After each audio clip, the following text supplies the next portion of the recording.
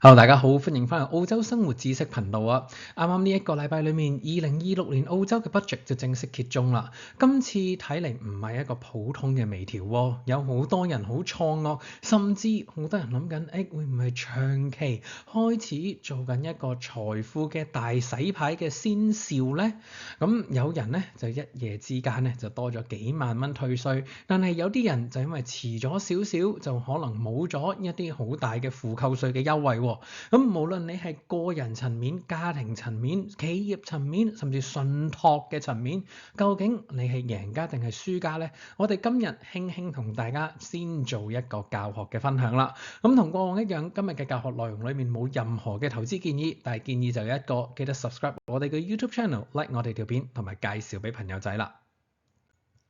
咁首先啦，今次嘅預算案裡面咧就有8大嘅重磅嘅政策，就好似係呢一個列表俾大家睇到㗎啦。例如啦，可能由大家如果係做打工仔嘅心態裡面最關心嗰個稅率係啦，咁甚至可能一啲負扣稅幾時係個截龍嘅時間呢？就26年5月12號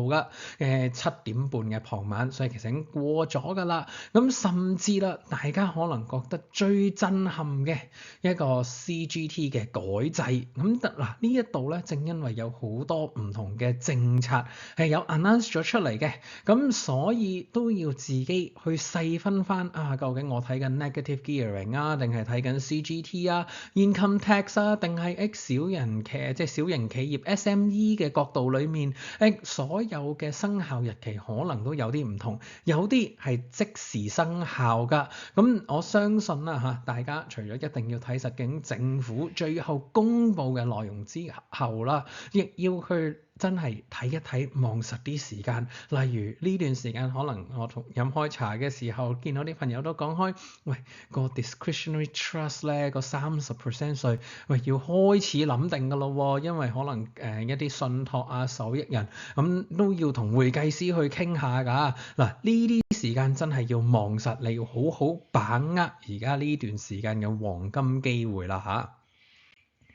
好啦，咁首先我哋先望下打工仔一啲稅務優惠啦。咁好多人以為減稅係得少少，但係啦根據一個 Treasury 嘅一個模型裏面咧，如果我哋加晒啲即係唔同嘅 WATO 啊、LITO 啊，咁一啲低收入嘅人士嘅實際免稅額咧，其實都升咗唔少㗎喎。嗱，我哋咧即係呢一啲嘅數字上面，咁我哋都係參考翻一啲網上嘅數據同埋 AI 幫我哋去 generate 出嚟嘅。咁我哋暫時啦拎呢一個嚟做參考，咁但係到確實嘅話咧，大家真係要因應住自己唔同嘅情況啦。咁例如我哋去睇而家呢一個嘅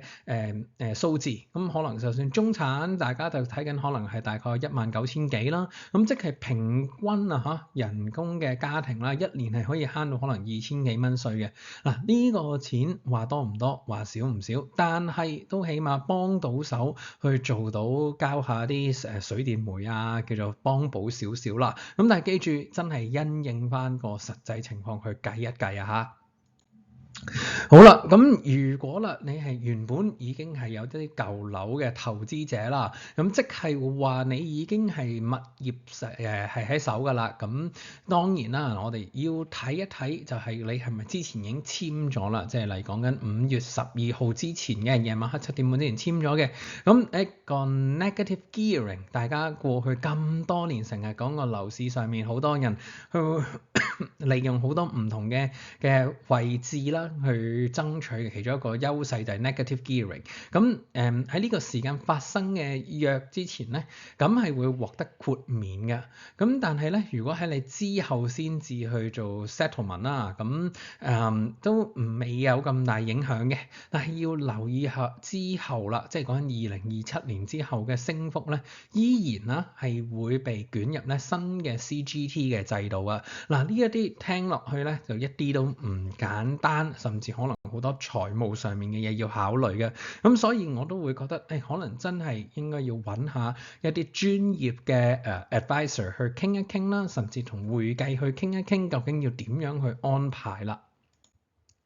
咁因為啦，其實大家都會見到最殘酷嘅一個位置就係其實喺個預算案當晚啊，咁其實就已經即刻發生咗一個 deadline 嘅情況啦。咁所以啦，即係一啲可能大家去諗一啲虧損嘅情況啊，係可能將來係唔可以扣喺你份人工嘅稅啦。咁但喺個政策上面啦，即係個目標就係會擺落去一啲新樓嘅情景裡面嘅。咁所以啦，即係如果係投資緊舊樓嘅現金流嘅邏輯啦嚇，可能同過去好多年大家聽緊嘅角度都會有唔同嘅。咁真係可能甚至可能而家去買樓嘅時候，可能都真係要問清楚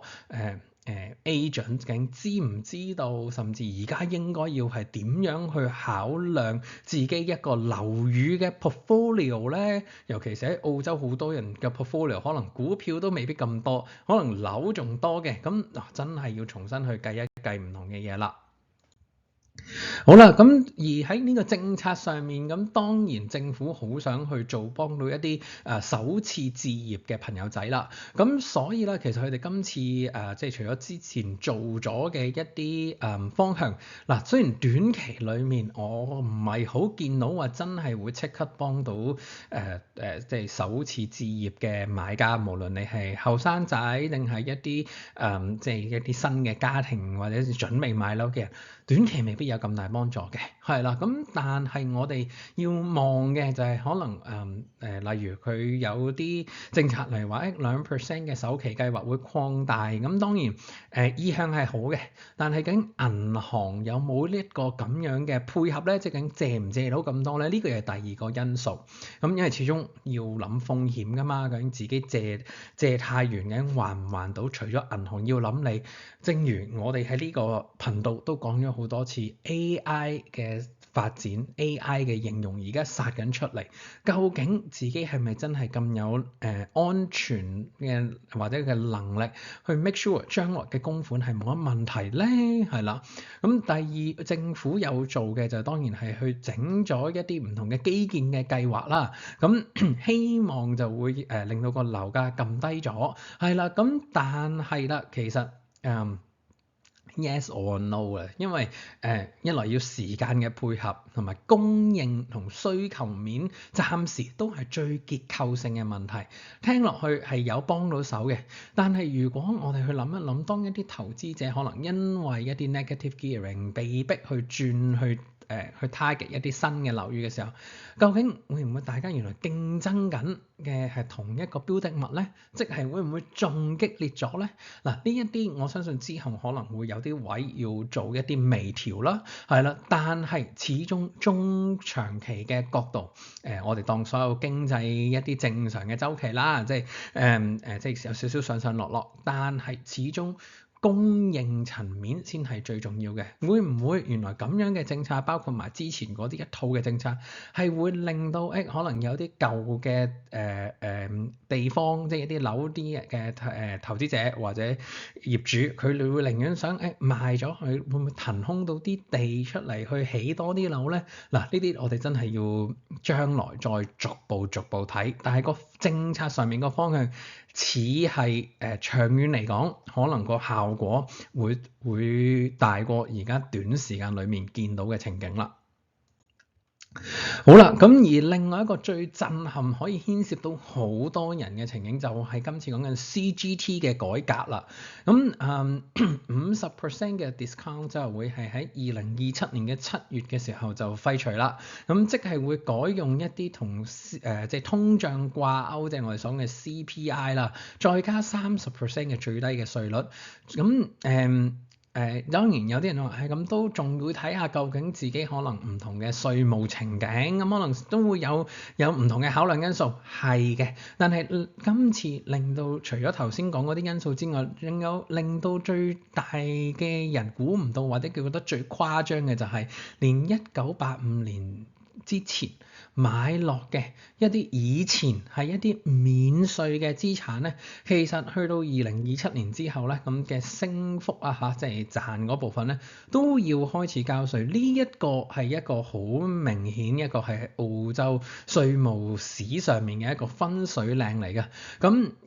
我會話可能其實唔止專業嘅投資者要重新計下數，甚至可能好多 advisor 會計呢段時間都已經開始要諗定嚟緊點樣幫啲 client 去做嘢，甚至自己可能都真係要望一望，哇！我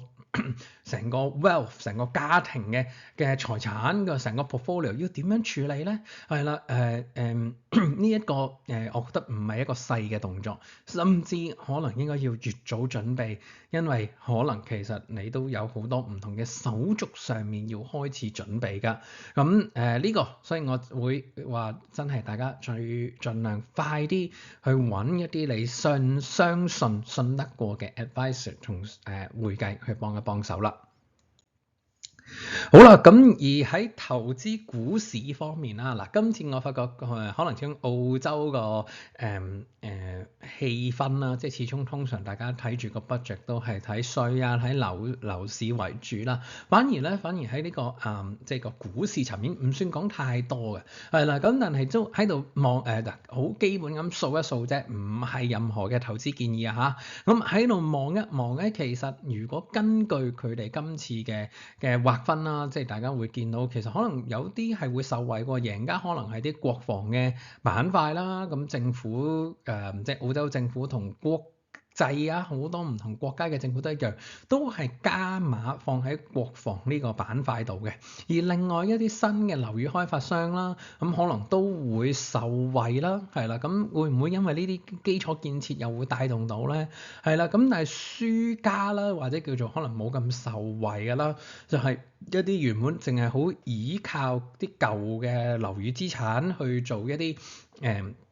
嘅 REITs 啦，可能會有影響啦。咁甚至一啲電動車啦，上面都會有啲影響啦。咁甚至其實有啲唔同嘅投資標的物嘅指數啊，都要真係望一望清楚啦。咁最重要仲有一點就係，其實可能好多唔同嘅家庭啊、朋友啊，其實可能都會一直好識得善用信託上面嘅優勢啊，係啦。咁但係今次咧，其實都有一個好大嘅變動。所以真係好多嘢要 review 一下，咁即係當然啦，睇potential 嘅受惠嘅，咁當然都要望，但係自己底層嘅嘢都要去考慮啊。好啦，咁正如頭先提到一啲信託上面，即係我哋成日講個 discretionary trust 啦，嚟收錢，咁你要小心一啲稅務嘅陷阱啦。咁因為2028年開始啦 ，trust 嘅派錢嗰個bucket company 啦，就可能喺個稅務上面冇咁優惠啦。咁甚至可能會有啲會唔會 double 咗嘅情況咧？係啦，咁呢啲真係要留意下。咁但係都有個安慰獎嘅，即係呢啲即係 instant write off 啊，即係講緊2萬蚊即時扣稅啊，咁就變咗永久化啦。咁變咗可能喺一啲SME 嘅層面，即係即刻去買一啲設備去做更新啊，咁就可能會即刻盡量快啲去攞盡佢啦。咁所以啦，嗱，最後我喺度做一個簡單嘅總結先啦。咁第一，你喺度會見到成個表，咁唔同嘅身份係啦，即係無論打工仔、投資者，定係首次置業做生意嘅，定係退休嘅人士，大家可以望一望究竟長線、短線可能個影響喺AI 嘅評分標準裏面，佢覺得邊個影響得大嘅？即係紅綠燈咁睇，綠色就當然係利好啦嚇。咁係啦，咁但係最重要係我哋要諗下，喂，好啦，聽到咁多嘢，有咩 action要睇咧？當然第一要睇實政府嘅落實啦，咁跟住就去 check 清楚究竟自己有冇之前簽落啲約嘅時間啦，跟住又去睇下究竟你嘅資產上面有冇啲乜嘢係喺2027年之前要有啲安排咧？係啦，唔好話一定係咪變現嘅，咁但係都可能要諗㗎。咁可能會唔會突然間出現有啲人大家鬥快變現咧？嗱，呢個真係好值得睇下，究竟未來呢2-3季究竟嗰個樓市嗰個思維個轉變會唔會有個突然間個變化啦？咁仲有啦，就好似我頭先不斷講咗好多次嘅，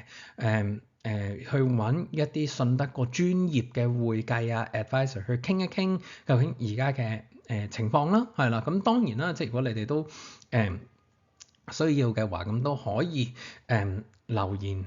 即係話填樓下嘅表格話俾我聽，咁我都會有啲相熟，我又即係信得過嘅都可以介紹下俾你哋自己去聯絡一下嘅。好啦，咁今日嘅內容咧，咁好快咁樣去同大家去睇咗一次先。咁起碼我希望大家真係對於而家呢啲一啲唔同嘅改革有個初步嘅構思，知道有啲乜嘢要準備啦，係啦。咁當然我亦好歡迎你哋將你哋嘅一啲諗法啊，或者可能一啲補充啊，留言話俾我聽，或者即係做個 one-on-one 個 meeting。咁大家去大家交流一下都 OK 嘅，尤其是係喺可能股市嗰個層面嘅情況啦，係啦。咁而如果你真係同我 one-on-one 見面嘅時候啦，咁我都會有 Tiger Brokers 所即係準備嘅一個 Options Handbook 俾大家去學多少少乜嘢係 Options，乜嘢係期權，會唔會喺呢個時候又會幫到下大家呢？好啦，咁今日嘅教學內容到呢一度先，多謝晒大家。